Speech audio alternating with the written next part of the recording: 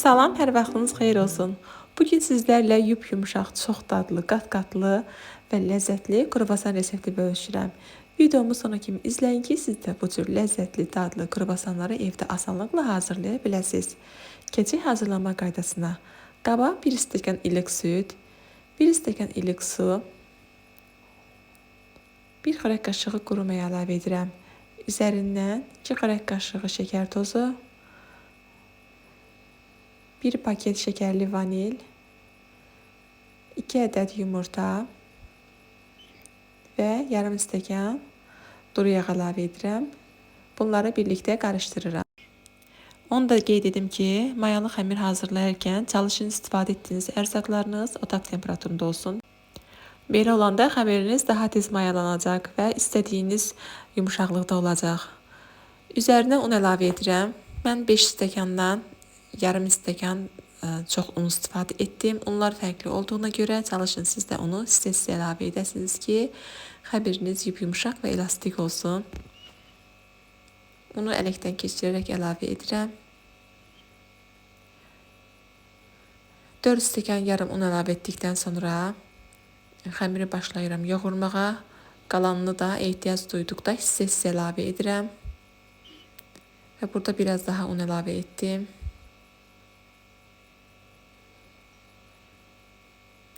Və yenə görürəm ki, biraz yapışkandır.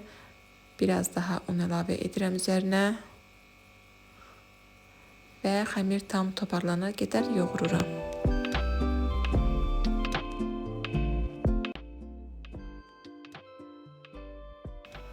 Xəmirimiz artıq hazırdır. Yumuşaq, ələ yapışmayan xəmir olur. Üzərinə stres örtürəm. Stres veya salafan örtəndə xəmir daha tez mayalanır. Bunu da nəzərə alın. Və süfrə örtüb otaq temperaturunda 1 saat, yarım 2 saata qədər mayalandırırıq. Xəmirimiz artıq mayalandı. Mayalanmış xəmirin havasını alıram. Dəzgaha biraz un səpirəm və xəmirə uzunsov forma verirəm. Xəmir çox gözəl və çox yumuşaq alınıb doğrudan da.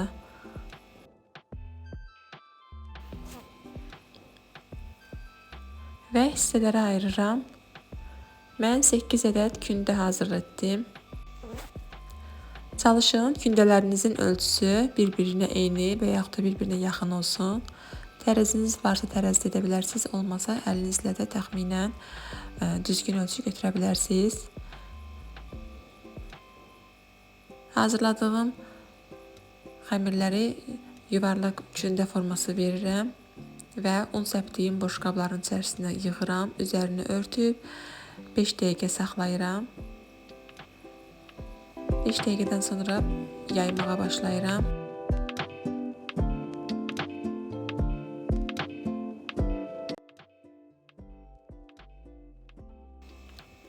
Və kündələrdən birini götürürəm. Biraz ələ yapışdığıma görə un səpirəm. Mən biraz unu çox səpdim, bu qədər səpməsəz də olar. Çox böyük olmayacaq, boşqab boyda olacaq şəkildə yayıram. Çox böyük yaymırıq. Bu çox gözəl bir üsuldur.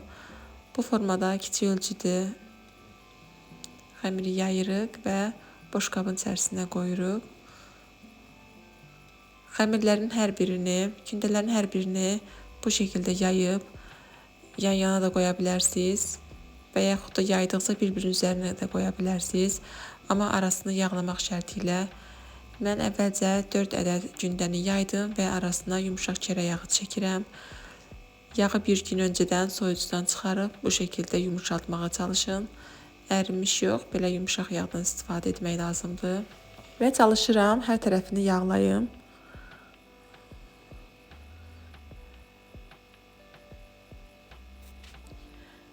Əgər siz kanalıma hələ də abunə deyilsinizsə, abunə olmağı, videolarımı bəyənməyi və yaxınlarınızla bölüşməyi unutmayın. Dəstək olan hər kəsə indidən təşəkkür edirəm. Hazırladığınız reseptləri, nəticələrini mənimlə şərhlərdə bölüşə bilərsiniz. Hər birini eyni qayda ilə bu şəkildə yağlayıram. və üst-üstə yığıram. Ən sonuncu gündən də yayıb qoyuram. Lakin ən sonuncu qatın üzərinə heç nə çəkmirik. Üzərini örtüb 5 dəqiqə gözlədirik ki, daha rahat yaya bilək. Üzərini örtüb 5 dəqiqə gözləməyə qoyuram. 5 dəqiqədən sonra üzərini açıram. Un səpirəm. Hər iki tərəfinə un səpib əlimlə əvvəlcə açıram.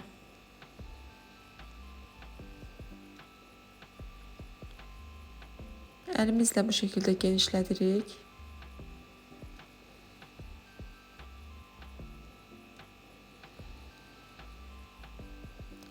Daha sonra isə oxlovla yaymağa başlayıram.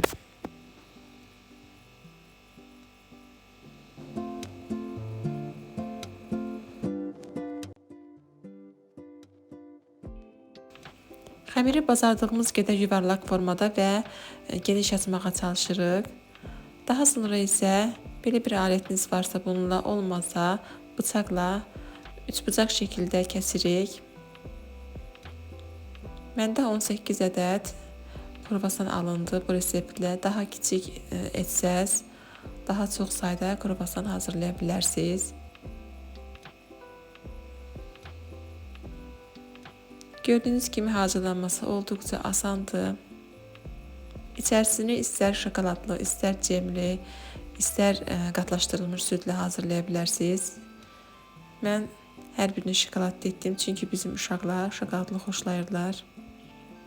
Şokoladla da kruvasan çox ləzzətli olur. İçərisinə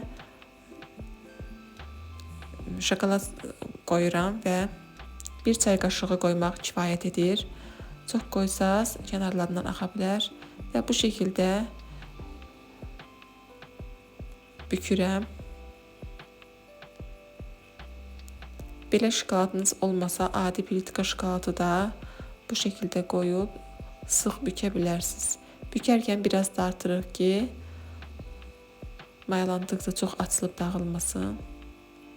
Və bu şəkildə hazır edib soba listinə yığırıq.